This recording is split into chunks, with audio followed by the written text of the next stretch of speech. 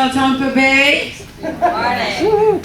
Happy Sunday. Happy Sunday. Are you guys ready to shine today? Yes. All right, I'm going to invite everybody to stand up. We're going to sing our opening song together. Here we go. This little light of mine, I'm gonna let it shine. This little light of mine, I'm gonna let it shine. This little light of mine, I'm gonna let it shine. Let it shine, let it shine, let it shine. Everywhere I go, everywhere I go, I'm gonna let it shine.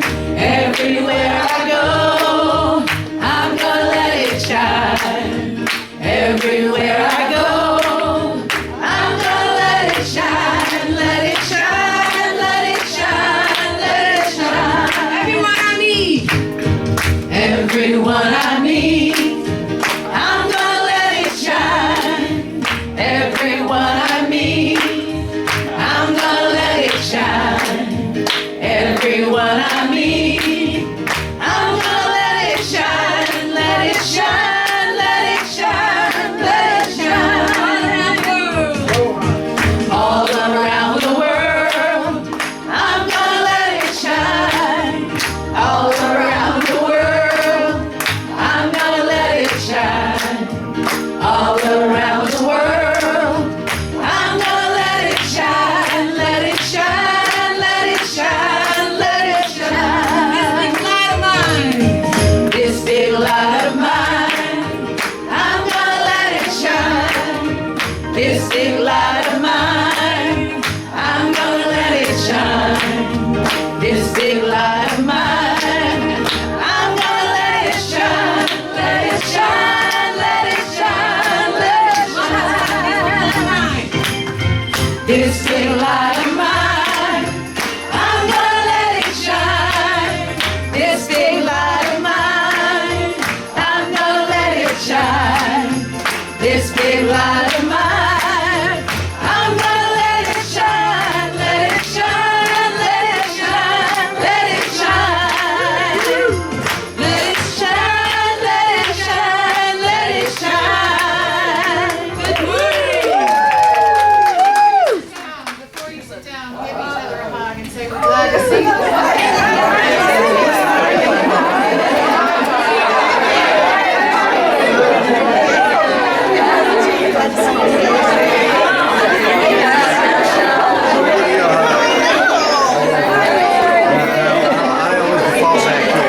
I always fall back here.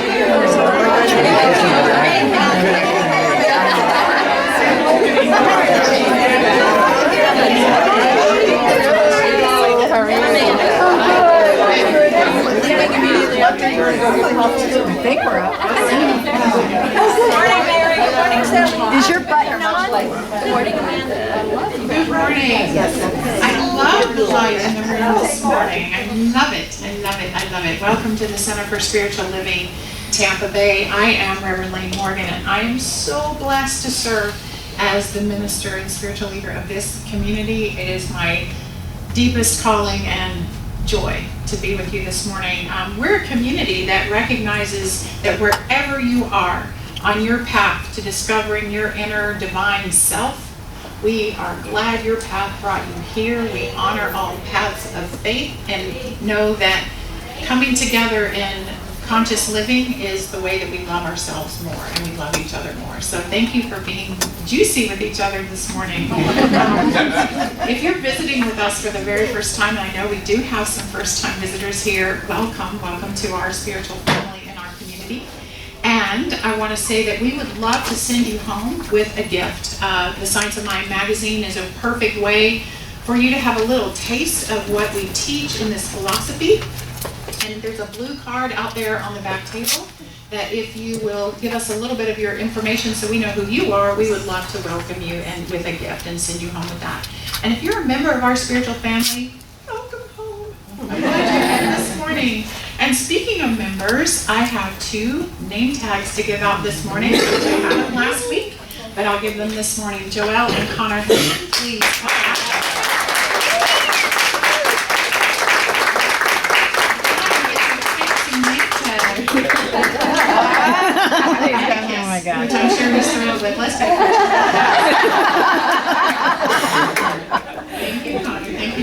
So if membership speaks to you, there are membership forms on the back table. If you want a fancy pants name tag, then come on and be a part of our family. We're in for a great service this morning. We have our practitioner of the day is Susan Clark, one of our most experienced practitioners, and I'm so glad she's on the platform this morning. She'll be sharing a reading and a prayer with us in a little bit. And today our musician who you've already enjoyed is Bonnie Frost.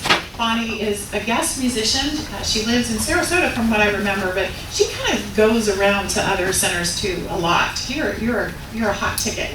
You really are. So we're glad that you're with us this morning. And as is usually the case, Randy's got some fabulous announcements to make because, you know what, when we get together, we got to tell each other what to do. So Randy, come tell us what to do. Hey, Randy. Well, thank you, Lane. Look at all of you out there. Wow, what a good-looking group of people. This is actually the highlight of when I come up here because I get to see all of you. And well, I don't want to say all. Most of you look really good. So let's get right into this coming Saturday. We are participating with our tithe recipient of the quarter, Project No Labels, and hosting a very important educational workshop. It's called Welcoming Our Transgender and Gender Diverse Neighbors. So we hope that you will be joining us for that. You can sign up for it online. You can also sign up for it here. I believe that Lori Salvador will be taking money for it afterwards. It's only, I think, $10. Did I say that correctly? So if you have $10, if you'd like to give more, you can do that as well. Lori will take whatever amount of money you give her. And if it's $10, if it's 20, if it's 50, she won't give you any change. So please, we hope you'll sign up for that. As I said, Project No Labels is our tithe recipient, and out in the foyer, you'll find a lot of information about them. They have brochures, they have cards, and they also have these neat little plastic arm things. I notice a lot of people wear these. I don't know why, but apparently a lot of people do. Apparently it's to remind you of things. And on this it says, Project No Labels, Breaking Down Stereotypes. So that sounds like a good thing to do, if you want to. If not, go right ahead. Okay, our spiritual book club is also reading this month, as they do every month, The Art of Uncertainty by Reverend Dr. Dennis Merritt Jones. I actually have a copy of this at home. I have read it, and it is a great book. And if you're interested in reading the book and getting together to discuss it, that will be happening on Thursday evening, August 29th of this month. So you have plenty of time to get the book and read it. And a special thing about this is that the author, Dennis Merritt Jones, will be our guest speaker on Sunday, August 25th. That's a picture of him. The only thing about it is, usually when he appears with his dog. He has a wonderful dog. And I don't know, I think the last time he came, he brought his dog with him. Is that right? I believe that's true. Maybe he'll bring the dog again. Anyway, he'll be talking about the book. So if you were thinking, I cannot read this book in that length of time, you know, I looked for the classic comic version. I couldn't find it. I looked for, there's not even a Reader's Digest condensed version of it. But he'll be talking about it. So you can listen to him, and then when you go to the book club meeting, you can sound as if you know what you're talking about. Anyway, he is also offering a workshop after the service, which will be taking place, I believe, at 12:30. And if you're interested in signing up for that, you can also do that today. It is an experiential mindfulness workshop about following your soul's meaning and purpose in your life. And there are flyers, and of course, sign-up available in the fellowship hall. Registration is also open for Reverend Lane's new class, Spirituality 101, Moving Beyond the Limits of Your Life. That starts August 28th on Wednesday evening. There are flyers in the fellowship hall. You can sign up and get registered there if you're interested in that. And this class is offered on a love offering basis. Basic spirituality is a foundation of living an empowered life. So our intention is to offer the class to everyone. The registration fee covers your materials. So please join the class and learn more about the philosophy that of this teaching.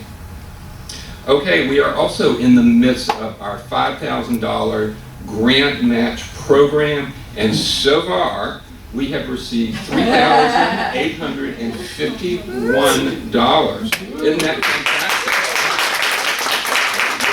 You are a generous group of people, and so we are well on the way to reaching the $5,000 goal. And my understanding is that when we reach 5,000, Lane will do that again.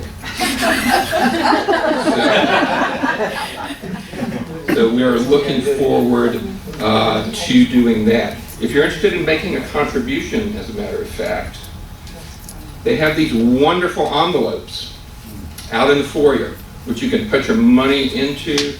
They have a card you can fill out. And isn't this a beautiful envelope? Isn't this the place where your money needs to be? So please consider that as well. Okay.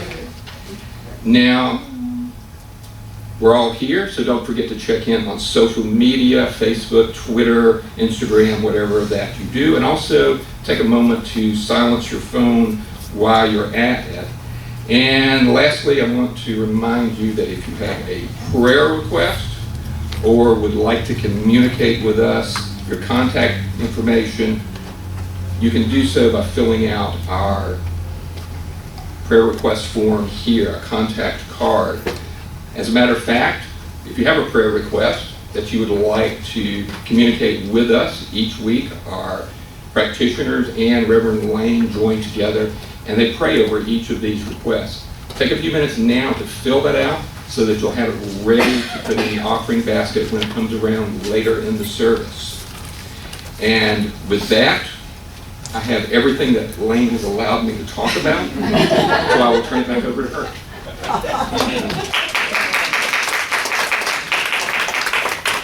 Randy's way more entertaining than I am, for sure. I just want to make one point of clarification. The reason that there are minimum numbers of things in the Dennis Merritt Jones workshop and also in the class, that when I said I would offer it during the day, there were 6.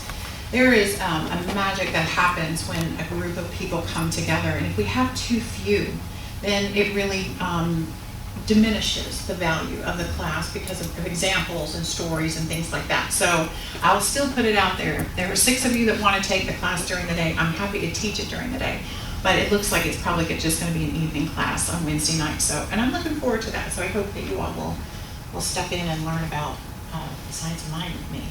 So every week at this point in the service, we have a unifying experience, and I had planned to read a poem by Toni Morrison this morning in light of her recent transition, but instead I'm going to read a reading about peace from our home office, from our parent organization, the Centers for Spiritual Living. So I'm going to light a candle for peace and healing. I'll let it burn throughout the service. And here's what the reading is. This weekend alone, we must face, yet again, a peculiarly American tragedy: 3 mass shootings in the United States of America.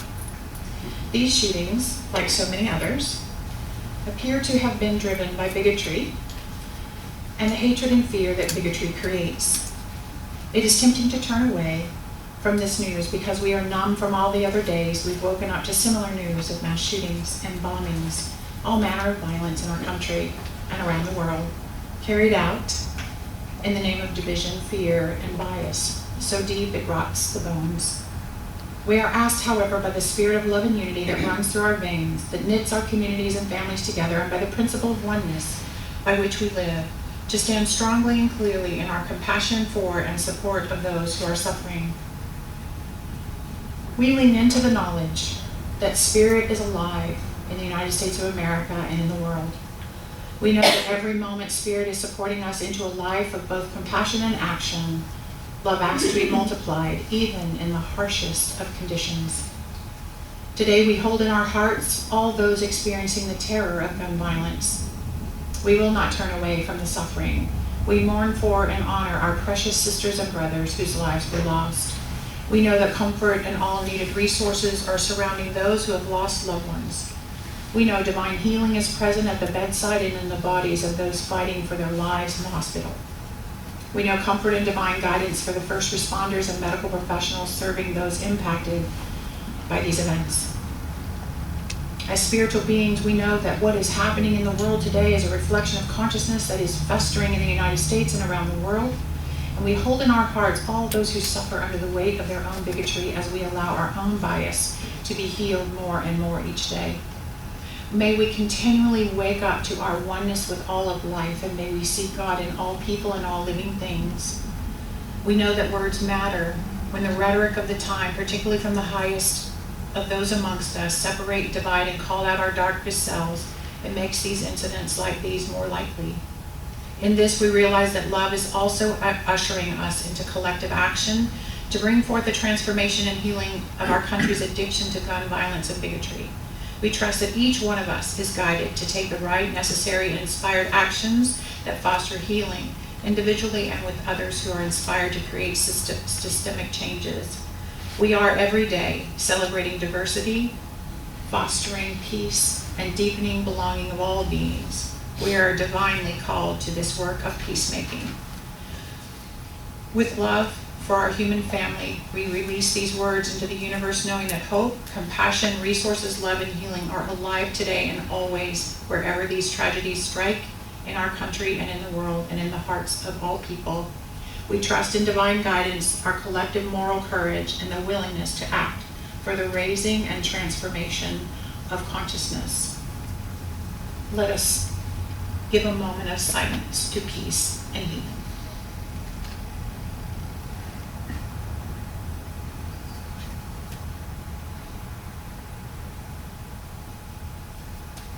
And now I'll ask Connie to help us deepen ourselves into contemplative time.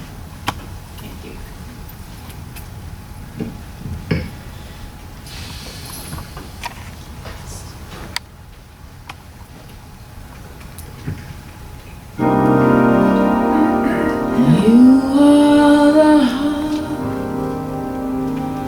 You are the head,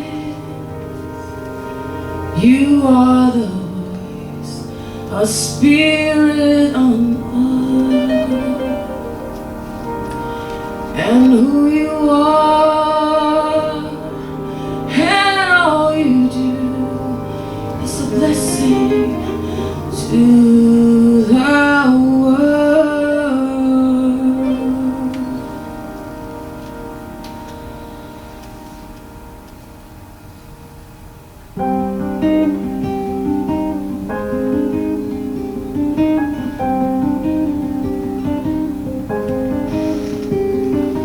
You are the heart, you are the hands, you are the voice, a spirit on earth, and who you are and all you do is a blessing to the world. You are the heart, you are the hands, you are the a spirit on earth, and who you are and all you do is a blessing to the world.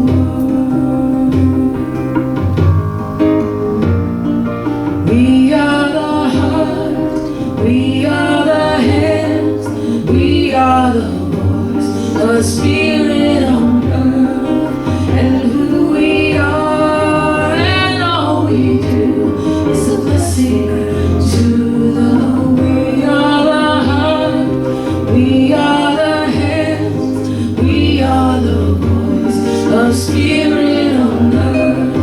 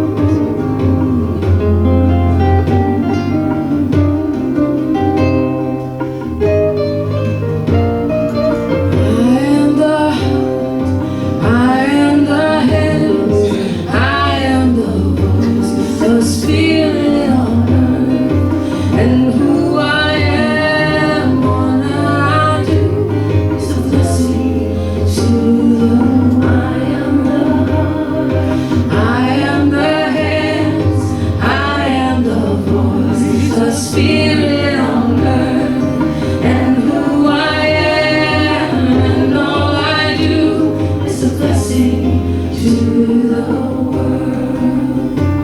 I'm a blessing to the world. I'm a blessing to the world.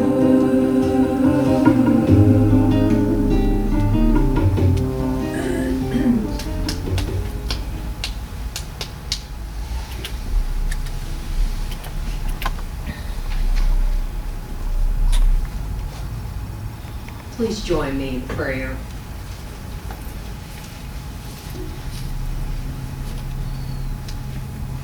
And as I join this consciousness of wholeness, this consciousness of blessing, I know that there is one power, one presence, one essence, one source in the universe and in my life. I call this presence God, Spirit, higher power, whatever the name, there is only one. And I know that this presence is within me. It breathes me. It is through all things. And I am so grateful to know this, to know that God is in each and every experience, each and every word, that God, the good, flows through all. And as I acknowledge that God is love, I am love. God is wisdom, I am wisdom. God is wholeness, I am whole. God is joy, I am joy. As I claim these gifts and so many more, I know God is my source, my only source. Since this is true for me, I know it is true for each person here this morning. I know that each one, and I see each one, is filled with that light that shines, that healing light, that light of love. And I know that as we move forward, each and every moment is guided by that light, guided by the love, by the wisdom, by the joy, guided by peace. I am grateful to know this. I know this morning that Spirit is present, that where I stand is holy ground. I know that Reverend Lane's words are guided, and that each person here this morning listens with open ears and an open heart, and we hear exactly what we need to hear. That God speaks through Reverend Lane this morning. I just feel the oneness. I feel the wholeness. I feel the joy. And I say, thank you, God. Thank you. I release. I let go. I release this into the law, and join with me by anchoring this by saying, and so it is. Amen.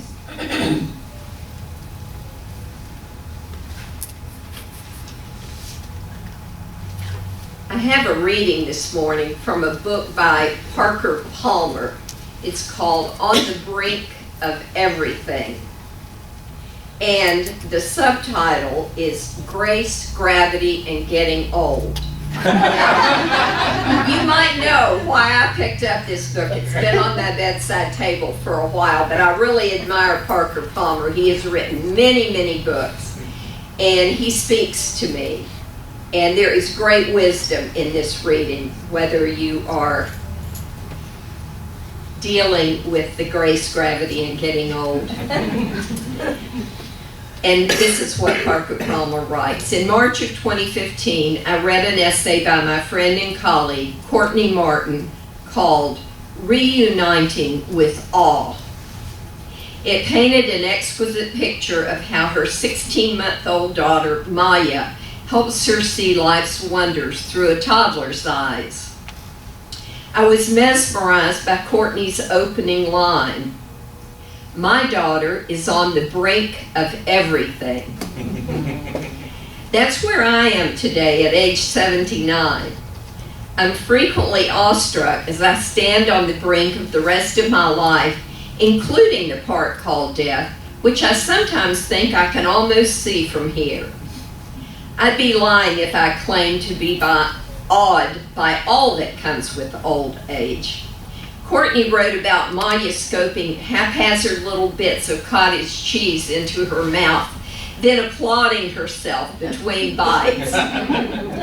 My mealtime misdemeanors do not merit applause. At dinner last night, my wife grinned, pointed to her chin, and said, "You've got food on your face again." Reaching for a napkin, I grumped.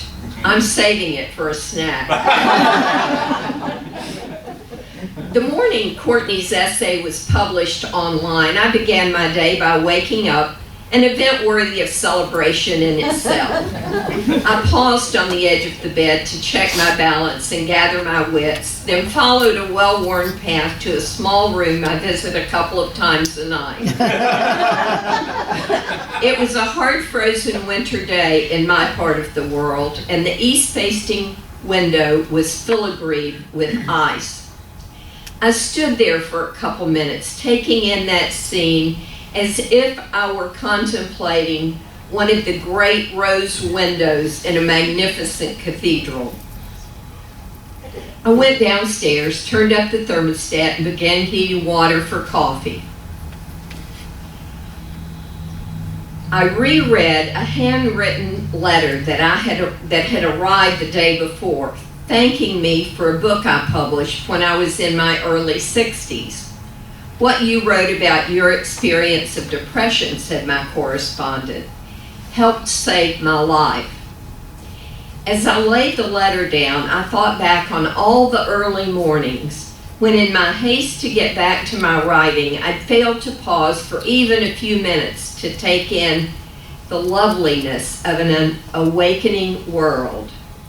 I've long been an obsessive writer, and before age slowed me down, my impatience about hitting the keyboard kept me from seeing the beauty around me.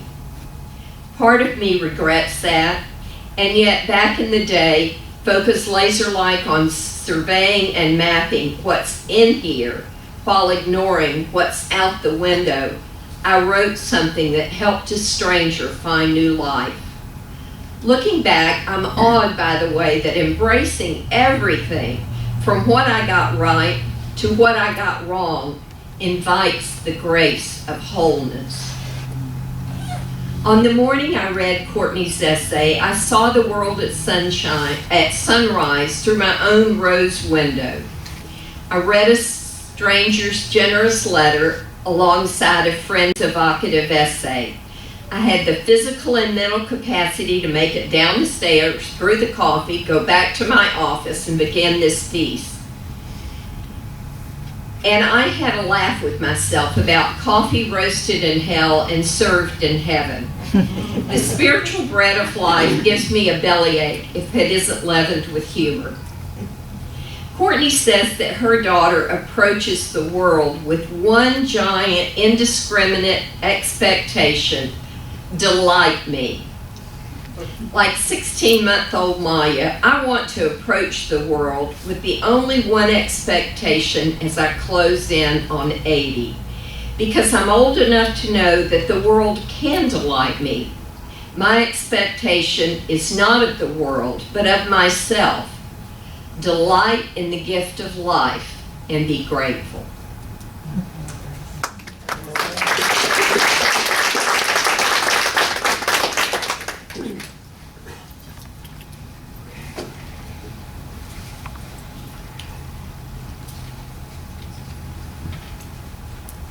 Anybody want to feel like calling and sing along with me?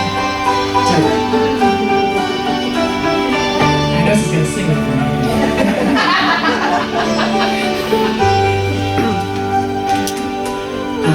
I dream, a song to sing, to help me grow with everything. If you see the wonder of a fairy tale, you can take the future,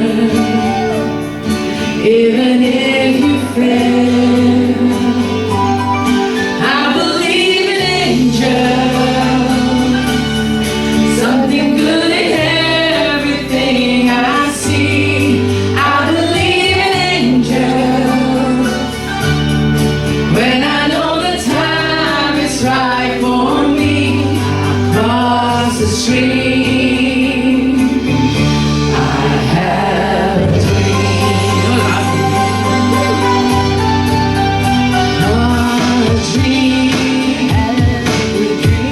a fantasy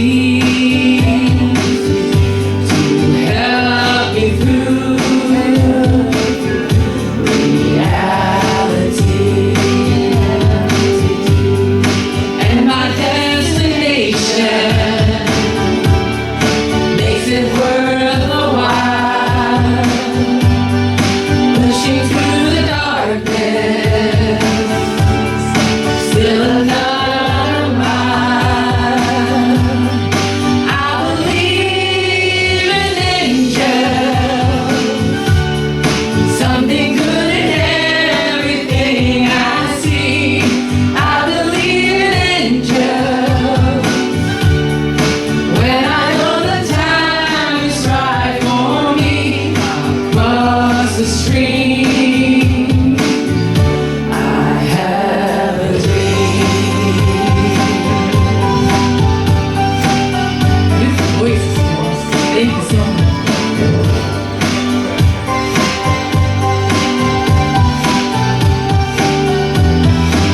We all together sing now.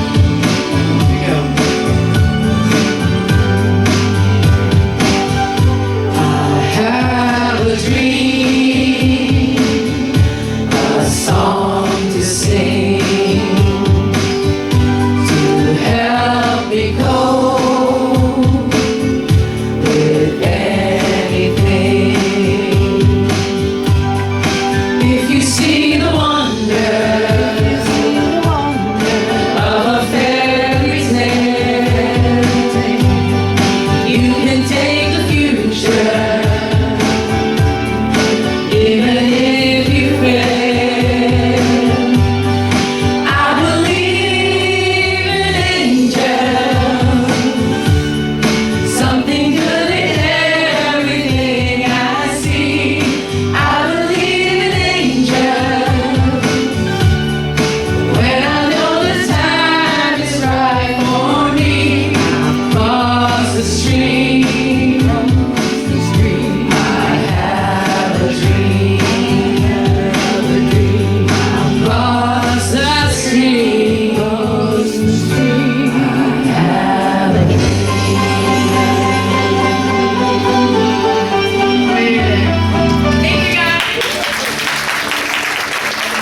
Thank you,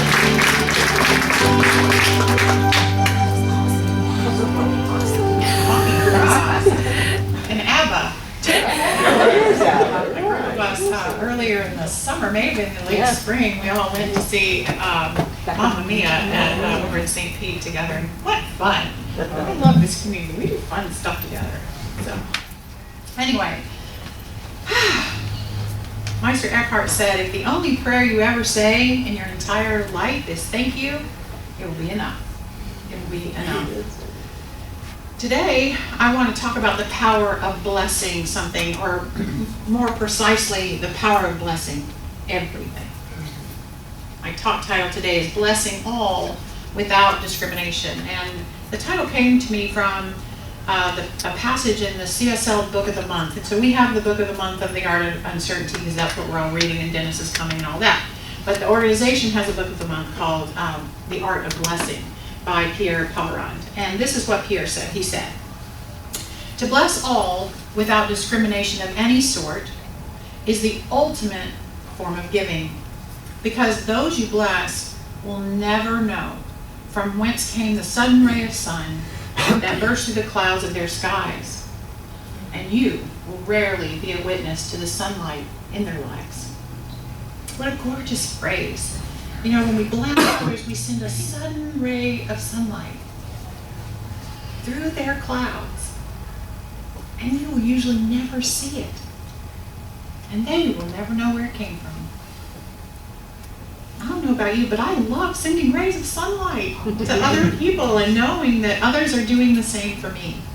The power of blessing. And perhaps that's what's meant by, sending light to someone or knowing light for someone, being the light for someone.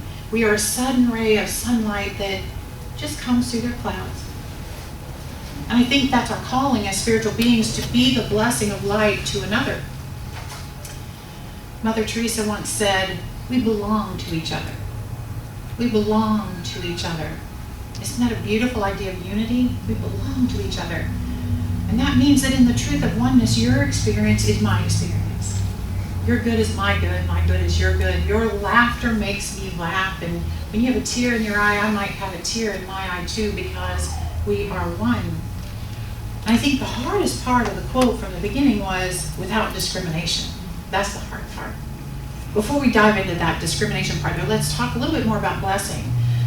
Pierre says this too. He says, to bless is to acknowledge the omnipresent, universal beauty from our material eyes.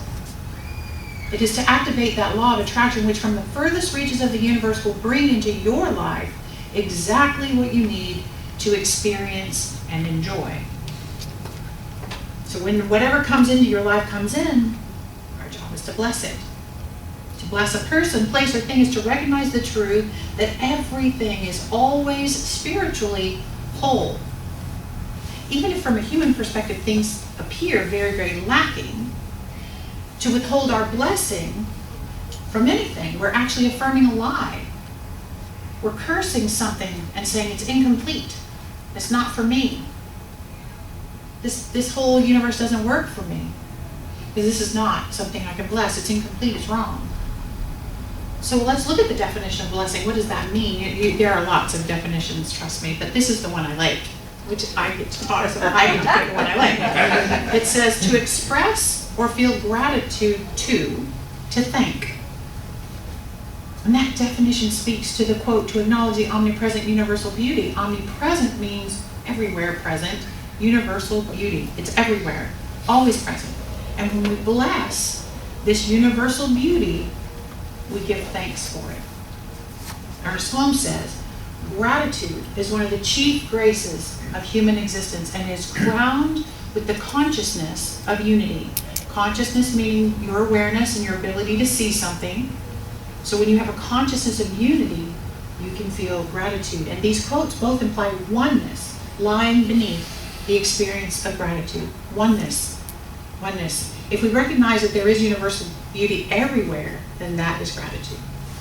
And if Holmes says gratitude is crowned with a consciousness of unity, both are saying that true gratitude is finding the oneness in everything, in all there is, and being thankful for it. So can we truly bless? Can we truly express gratitude for everything in our lives and everything happening around us, in the experiences of others, without discrimination? I think it's a tall order. I think it's a tall order, but it is fundamentally based in spiritual truth. Anything less indicates that we're looking at things from a human perspective, and that's both of the perspectives, human and spiritual, are both necessary and natural for us, but the spiritual perspective of blessing everything with gratitude brings about a greater sense of peace. So that's what we want, right? We want more peace, we want more love, we want more joy. So let's see if we can take a spiritual perspective. So what prevents us? What prevents us from blessing everything around us without discrimination? I think a large part of it is the reality that we each have something called preferences. Take a deep breath. We have preferences. We prefer for things to go a certain way, don't we? Or for things to be a certain way. We prefer that people act in a particular way and that events go the way we prefer them to go. We prefer that our carefully laid plans unfold exactly as we imagine them to unfold, and often we prefer things to just stay the way they are. That's my preference. We have preferences that all the people act the same as we do, and that they dress in a way that makes me feel comfortable. I have a preference for that, and that their choices make sense to us, and that they share my values and goals. You know, that's my preference. So we tend to be very discriminatory when it comes to who we feel grateful for and who we bless. If you're like me, you search those clouds above that person's head really carefully before I said, okay, now I'm going to send my son there, right? You do that. When our preferences do not seem possible or present in a situation or in a particular person or group of persons, all of our willingness to do that blessing thing just goes right out the window. And most of us slip all the way off gratitude and get all the way into like cursing and complaining about whatever it is. But I believe our good lies on the other side of our ability to find the blessing, to find the good in everything we see, like Bonnie just sang. So why? Why should we practice radical gratitude or blessing without discrimination? Why? Why should we suspend our preferences and fall into this deep acceptance for what is really unfolding around us instead of wishing it were different? First of all, gratitude is powerful. Gratitude is powerful. It has the power to heal, much like love. Much like love, because it changes the vibrations of our thoughts.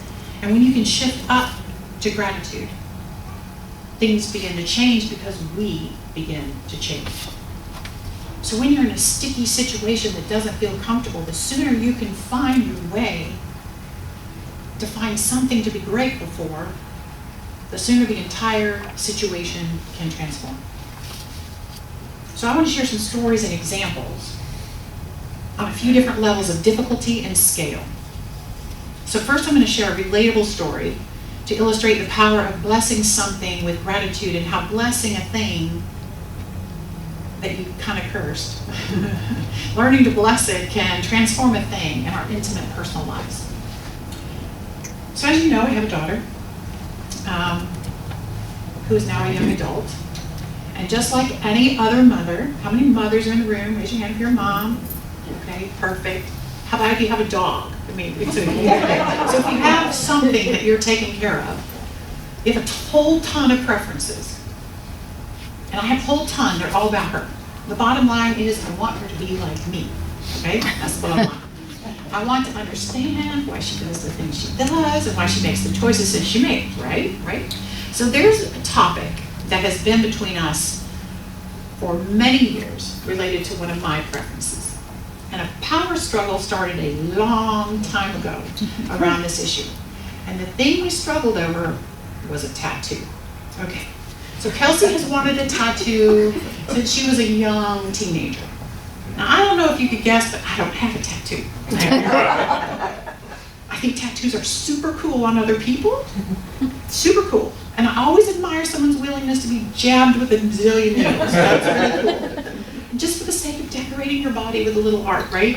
And I worked with art students for years, so I've seen a ton of tattoos in my life, and they're very interesting, but quite frankly, I never wanted one for my daughter, right? Didn't want one. I had these old-fashioned ideas in my head, like you're never going to get a job with a tattoo, or you're going to always have to dress to cover it up, or someday you're not going to want that too, and too bad, you got it already. You know, you can just imagine all the preferences I had about it, all the reasons for justifying my preference. We always have great reasons to have our preferences, right? Right? So not just me. Okay. So when she was younger, I just kept saying, until she was 18, I would never sign for her to get a tattoo. I had the power in the situation, and I wielded it mightily, right? And as you can imagine, that just made her want it more. That just made her want a tattoo more. So part of me knew that I was in a losing battle. Like she was getting older. The birthday candles kept showing up closer to the tattoo, right? So as her 18th birthday approached, I thought, I'm going to try reverse psychology on her. So as we're getting ready for her 18th birthday, I said, Kelsey, honey, I've decided what I'm going to get you for your birthday. I'm going to pay for your tattoo, so let's make an appointment. Well, she was so stunned by the reversal of direction on the subject that she was startled, and so she came back to me a little bit later and she goes, Mommy, can I please have something else for my birthday? I'm like, yes. Are you sure? You know, disaster averted, right? Yeah, not so much. I felt victorious for about 6 years. Nothing, all these years went by with no mention of a tattoo. But that wouldn't be the end of my story, right? No, not at all. So earlier this year in January, she called me up and said, Mom, before you see it on Facebook, I need to tell you that I finally got my tattoo. My heart just sank. Like, where is it and what is it? Right. And she went on to explain that it's on her upper arm. My heart sank further. I'm like, then she explained what her tattoo is. So can we get the picture of the tattoo? All right, so that's her tattoo. That's Kelsey.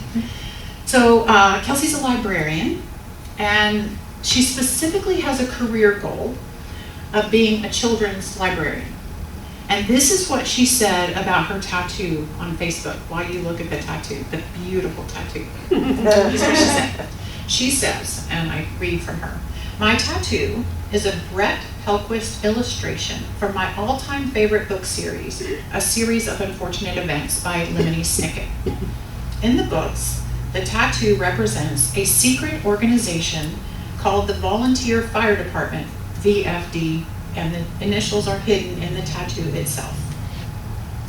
The group is comprised of creatively like-minded people with the common goal of gaining knowledge for the common good.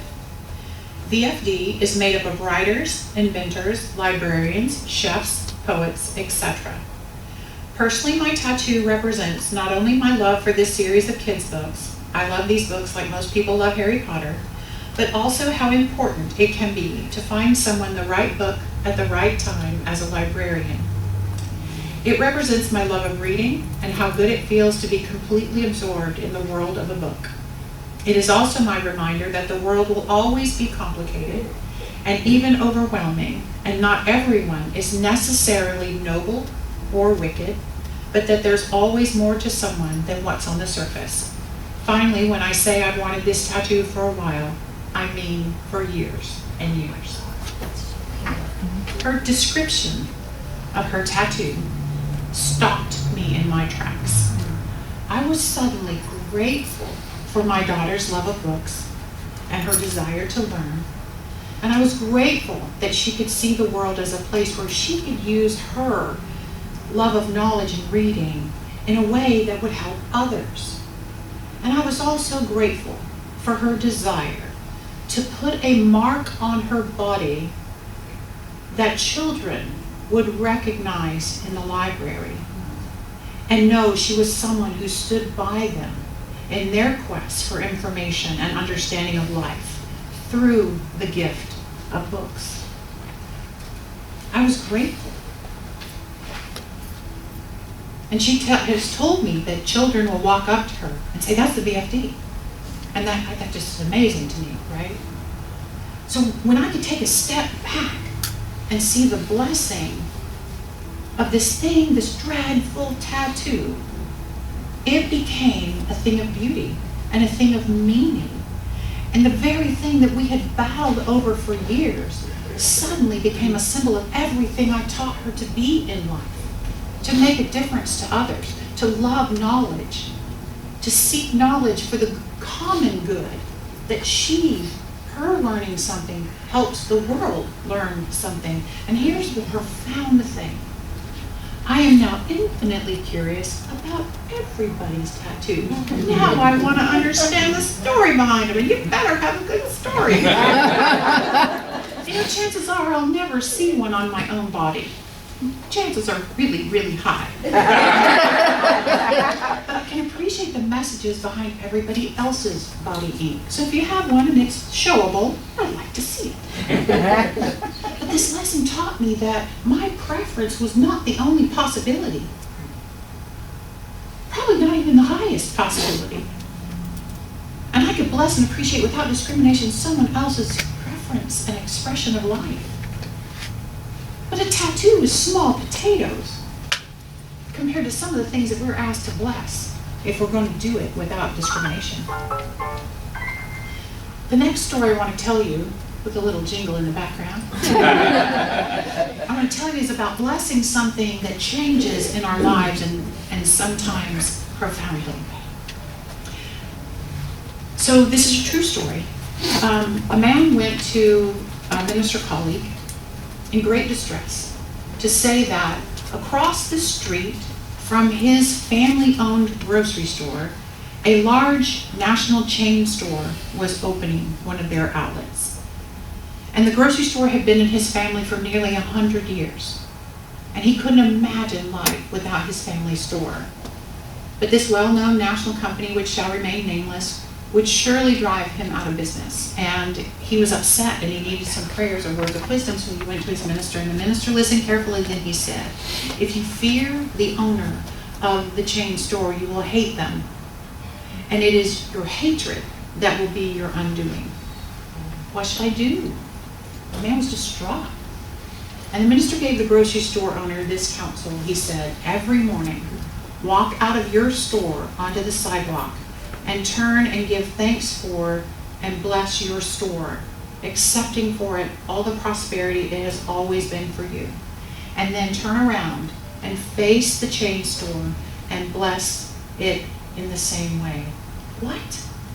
Be grateful for this thing that's about to ruin my life? Are you crazy? And the minister reassured him of this spiritual truth. The gratitude and blessings that you give them will rebound as your good. Any bad thing you wish for others will eventually destroy you in the truth of oneness. So 6 months went by before the man came back to his minister, and he said, "You're never going to believe what happened. You're never going to believe what happened. Just as I expected, this large store virtually stopped people from coming into my little store, and we have decided to close. But the wild thing is, I was hired as the general manager of the other store, and me and my family have been blessed in many ways beyond my wildest imagination with this opportunity." The grocer's preferences were not met, not even a tiny bit. He preferred to keep his family-owned store. He preferred for his life to stay the same. But Spirit had a greater idea of possibility for this man's life. Gratitude was the doorway to that bigger opportunity. Anything less would have rendered him unfit for such an opportunity. Gratitude allows you to become present in this moment and allow conscious thought to be in control of the situation instead of allowing a reaction to occur based on your preferences. And I think this grocer's experience is a universal one. We all have something in our lives that we do not want to change, but are watching it change anyway. It could be something as simple as your favorite TV show going away. You know, or perhaps you're watching a loved one grow more frail with age and you don't know what to do about that, or perhaps that there's this frustrating social issue that just will not give way to peace. We have preferences, things we want to change and things we don't want to change. We prefer life to be a certain way, but blessing something has a powerful effect in our experience, because even if the circumstances do not seem to be changing, we are changing. We are changing. If we can allow our preferences to fade into the background and actually see other possibilities available to us, we are more open to creativity and solutions. Why? Because gratitude shifts your focus. When you fall into a mindset of blessing and gratitude, your consciousness becomes more positive and receptive.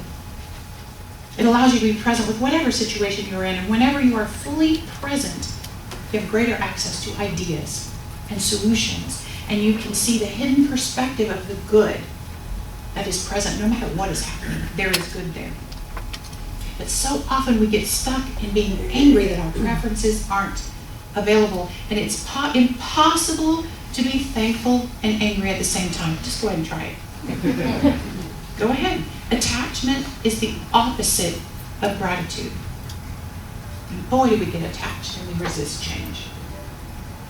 So I've given you some personal examples and a wider relatable example, and now I want to go to an example of a bigger social kind of issue to bless. See, the world around us continues to make progress and shift, especially in social issues. It seems like it's small, little increment movement. But actually, when you look back, you can see that change has occurred. And one day I became aware of this thought. My parents' generation, and I know there are some of you in the room that are my parents' generation, that generation really grappled with the subject of race. Interracial marriages were simply not acceptable. And there was great social strife around this topic. How many of you remember those days? And we all kind of remember it. But for the most part, the polarity of black and white, separateness and all that has gradually softened to where we are now. Now, there are obviously still some people that are attached to this whole idea, and they're kind of clinging to these outdated ideals of separatism and racism and all that. But the vast majority of us, at least in this room, the vast majority of us in this country barely notice an interracial marriage anymore. We just never notice. We just bless it just like any other couple and the union that they're creating. We've let it go, right? So my generation tackled the subject of sexuality. We tackled that. Gay and straight were words that we sought to understand and accept in ourselves and in others, and we moved the needle on polarity of this issue, on this continuum, started to understand bisexuality and everything in between. And in my lifetime of working on this issue, we have, for the most part in this country, found a way to bless same-sex couples too, and their lives, and let them live peacefully and all of that. And I watch straight allies express their gratitude for their gay friends, and they learn to rattle off the letters LGBTQ and all that with their voice. Yeah, so we've kind of moved that along a long way. And my daughter's generation is embracing the social topic of gender. Now, I'm getting personal schooling on the subject of gender, and I know most other parents of teenagers and young adults are as well. So quite honestly, I would prefer that the world just stay simple. There are boys and there are girls, right? That just is way more simple to me. And everyone would have pronouns that make sense to me, right? But guess what? The world is moving beyond that, and my job is to keep up. That's my job. If I'm going to bless without discrimination and let go of my preferences and move to gratitude for what is, I need to learn how to use the pronouns they and them and theirs. I need to stop assuming that every child I meet is gender specific and understand that there's a reality of gender fluidity. So in 2013, when Kelsey went off to college, she began introducing this concept of gender diversity to me. 2013. Now fast forward a couple of years, and I find myself the leader of the women's ministry at this very large Center for Spiritual Living in Atlanta. The women's ministry. In the first meeting that I had with this group of women, we had a breakfast. There were 75 women at that breakfast. It was fun and powerful. But I was appalled when I looked around the room and I saw that not one single transgender woman that was a member of our community was at that breakfast. Somehow, I had failed to help them feel invited. And my consciousness was struck by that reality. Somehow I had not included them. Somehow they had not felt my blessing on them as a transgender woman. So I decided to reach out. So I talked to two of them, and I invited them to give a workshop to the women in the community and educate us on how to be more inclusive. And that is how my relationship with Gabrielle Claiborne began. Through that workshop, I learned that sometimes it's difficult to bless something you don't understand. It's hard. I also learned that it's easier to understand something or someone when you can personalize the experience. The workshop changed my life so much because it healed any resistance that I had within me to releasing that preference for gender polarity. I learned to appreciate the gender fluidity in all of us, and we all have it, and bless all of it. And I found that healing to be so profound that the minute I got here, one of the first conversations I had with someone back in Atlanta, that I'm a minister here, Gabrielle, I want you to come to my center. I want you to help us heal this in Tampa. I wanted it as soon as I could make it happen. And a few months ago, we were so excited to realize that the National Lesbian and Gay Chamber of Commerce is going to be here. And Gabrielle and she has a company called Transformational Journeys. And what she does is she goes around the country teaching major companies like Xerox and FedEx and whoever, Delta, how to honor their transgender employees. That's what she does for a living. And she's going to be here. She's going to be here. She will be in town. So Saturday's workshop will be an opportunity for all of us to learn more about this important social healing that's going on right now in our country, right now in the world. And blessing gender fluidity is a critical piece for all of us to learn how to bless the totality of the human experience just a little bit more. Every single one of us has a thought when we see a transgender person, and most of us have a calling to a higher thought. Ernest Holmes says, our thought does not go out to influence person or things. What it does is readjust our own consciousness, our own thinking, to include a larger and more harmonious field of action. We learn that when we get our own consciousness straightened out, things in our external world adjust themselves to meet our new and better inward awareness. Your life is constantly challenging you and your preferences and inviting you to learn how to bless something new, something that's changing, or something that's even downright confusing. The spirit within you is tapping you on your shoulder to accept that thing, that person, that change, that situation. Accept it and give it your blessing. Find the blessing in it. Doing so improves the quality of your life. It makes you feel happier. It reduces your anxiety. It lets go of stress. Gratitude helps you sleep. How many of you need more sleep? Gratitude would be amazing. It brings your heart closer to others because you can see the sacred in everyone and everything. The goodness in you and the goodness in others is one goodness. The bottom line is, your preferences are not the only possibility, and often not even the highest possibility. Hold them loosely. And I'll close with a final quote by Ernest. Good old Ernest Holmes.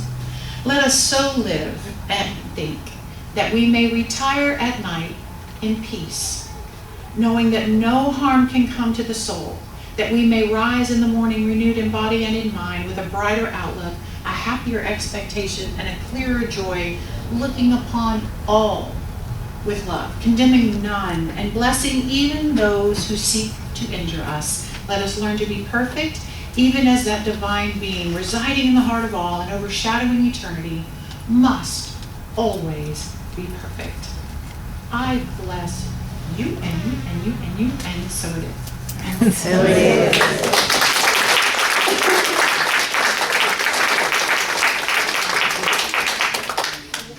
So let me remind you what Randy said. We are making those tickets for the transgender thing on Saturday more accessible. Lori, after the service closes, she'll meet you in the lobby. We've realized Eventbrite is a little confusing, so we're just going to make it simple and let you get your tickets before they're all gone. You don't want to miss the blessing of that event, I can tell you that. So, the ushers can get ready. You guys get your gifts and your connection cards and prayer requests and all that stuff ready. Again, thank you for your generosity and continued support for the idea of this beacon of light in Tampa. Every Sunday, we feature a member of the week at this point in the service, and today, our member of the week is Suzanne. Come on up, Suzanne.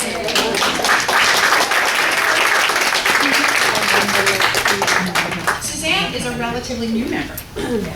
And we are so grateful to have you and your family as part of our family. and do what you've got to say, and then lead us in our conscious giving affirmation. Okay, I'll do it. Well, when Reverend Lane asked me to be a member of the league this week, the wheels started turning. What am I going to say? What am I going to share? And I could have had a stack of papers this thick, I think, by the time I got through with all my thoughts, but I didn't think you'd appreciate that. So I decided I could tell you a few things. I could tell you as a very young child and throughout most of my life, I had wonderful, beautiful experiences connecting with Spirit when I was in nature. It's one of my favorite kinds of ways to connect with Spirit is when I'm in nature. I can also tell you that when I was about 9 or 10 years old, I failed miserably at Catholic catechism. I was terrified of the nuns, the big wool and the long flowing black gowns that they wore. I was asked to lead the confessional in catechism because I hadn't learned what I was supposed to say when I got in there. And then my mother always liked to tell the story. She knew she was in trouble with me right away when I came home from my first catechism class, and I said, "Mom, what's adultery?"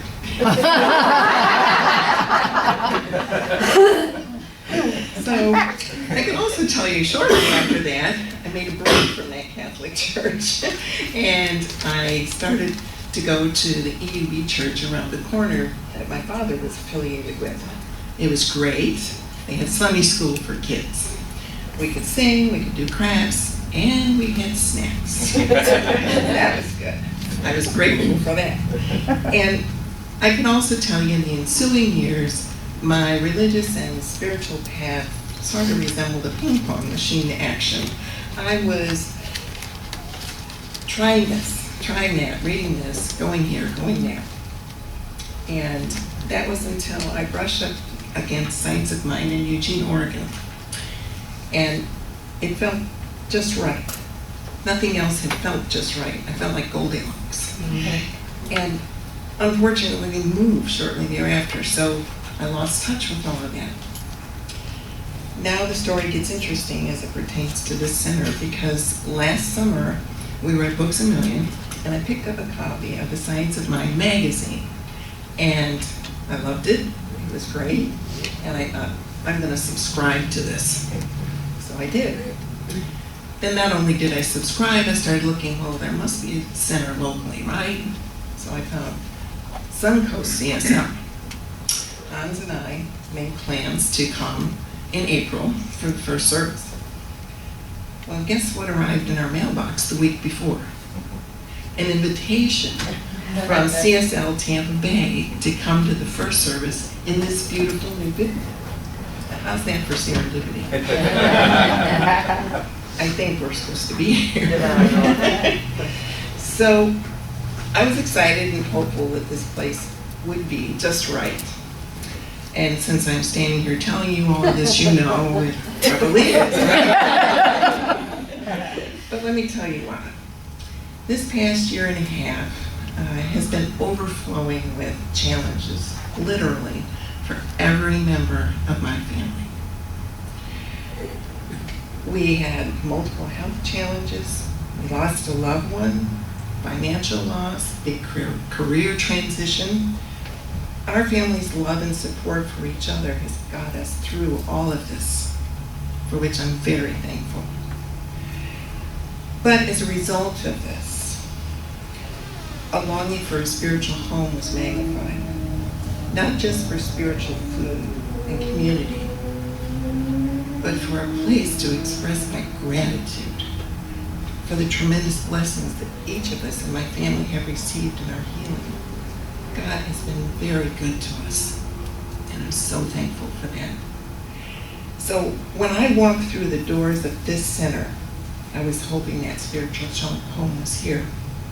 You know I found that spiritual home. It is a home that is just right. I thank each of you for opening your hearts that have helped me feel at home and have helped me open my heart. I love being here. and I'm grateful for each and every one of you.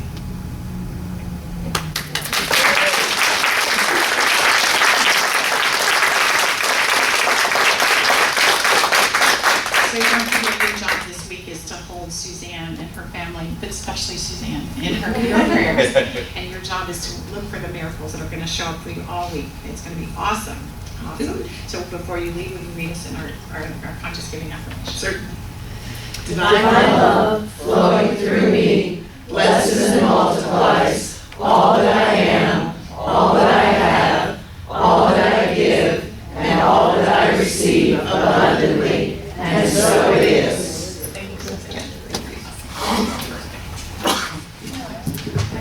You can sing along with me too with this one. This is a fun song. Okay?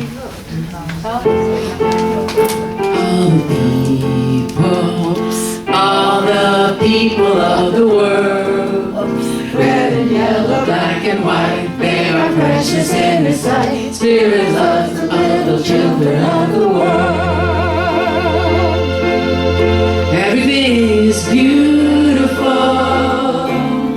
in its own way, like a starry summer night or snow-covered winter's day.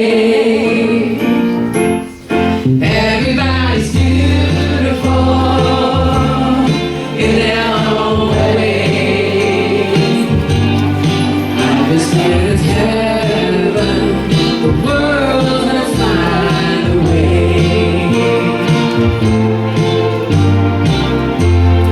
There is none so blind as He who will now see. We must not close our minds. Let our thoughts be free. Oh, the hours as pass by, the world is a little bit older. Time to realize, utilize the eyes of the beholder. Okay, everybody, ready? Everything is beautiful in its own way, like a starry summer night or snow-covered day. Everybody's beautiful in their own way. Under God's heaven, the world's gonna find a way. You shouldn't care about the length of his hair and the color of his skin. Don't worry about show from without the love that lives within. We're gonna get along together now, and everything's gonna work out fine. Just take a little time to look on the good side. Sit down in your mind. Everything's beautiful in its own way, like a starry summer night or snow-covered winter's day. Everybody's beautiful in their own way. Under God's heaven, the world's gonna find a way. Everybody's beautiful in their own way. Under God's heaven, the world's gonna find a way.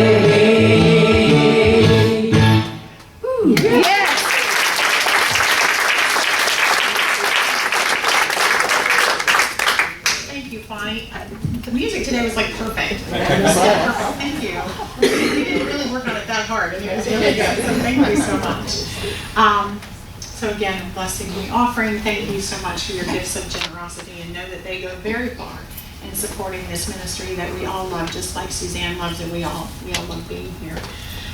Before I call the practitioners up and close the service with our peace song, I want to ask that you indulge me for a moment so that I can make a personal announcement with you as my spiritual family. I apologize in advance to the guests that are here, but welcome to a brief family moment. Before anyone gets nervous, let me first say I'm not going anywhere. I'm very dedicated to this ministry and to all of you. So my news for you this morning is not of that nature, but I would like to ask Becky to come stand with me so that we can share this with you together. Becky has asked me to read this to all of you, but know that we have written what we are saying together. Tomorrow we are going to send out an email to all of our friends and family across the country. But before we did that, we wanted to share this with you as our spiritual family. Over the past several months, if you know us well enough, you may have noticed that our energy has been a little off. Becky and I have been in deep consideration about our relationship and our future, both together and in our weeks apart this summer. You must know that we have been in therapy, we have been in practitioner sessions, and we have been in lots of prayer. But very recently, we came to the excruciating decision to let go after 13 years and go our separate ways. We are heartbroken, but we have faith that Spirit is guiding us through all of this. And we're sure that most of you have been through the ending of a relationship at some point in your lives and have faced a decision like this. So we trust that you can appreciate that we still love each other very, very much. And that love is guiding us to be gentle and respectful as we disentangle. As you may know, Becky is fairly recently retired. And she's looking forward to enjoying everything and exploring everything that retirement can mean. Travel and friends and freedom and fun. And as you can also imagine, my dedication and commitment to this ministry is only deepening and expanding. And so I'm looking forward to exploring everything about that here in Tampa. So even though we're going to be spending the next few months together, problem solving together, you're going to see Becky less as she travels to figure out her next chapter and eventually move. And I'm going to be spending the next few months up here in Tampa a lot more as I look for a place to live and settle closer to the center. So if you don't know, we live in Bradenton, which is kind of a far distance from here. What's important for you to know is that although we are parting, we are doing so in the most loving and conscious way possible. And that we help each other through this entire process. We share in your disappointment and trust that you can understand the level of mixed emotions that come from this type of a decision. We welcome your prayers and love, but we ask that you give us private space to manage this transition without a whole lot of questions about our relationship and all of that. As your minister, I completely understand that this type of a situation can bring up many personal emotions and spiritual questions and universal lessons, and I'm willing to sit with you in any of those reactions and answering questions from you about whatever this might trigger inside of you. I also promise to share more lessons that I've learned when I've fully processed them in my own spiritual practice. And I might have some more insights to share at some point down the road, but mostly I'm open to allowing you to understand fully that I am just another human being going through very human situations in my own life. So we thank you for loving both of us and for allowing us this personal announcement time, especially if you're a visitor, so sorry. But we love you all, and we see the love in your eyes, and we will take the love that you're holding in those eyes through the hugs at the door as you leave this morning. So I do want to call up the practitioners. I do want to end the service in a normal way with a peace song. So won't you stand and take a hand as we know that peace is the truth of our experience in the world, no matter what. No matter what. He's gonna play. I- As fast as I can.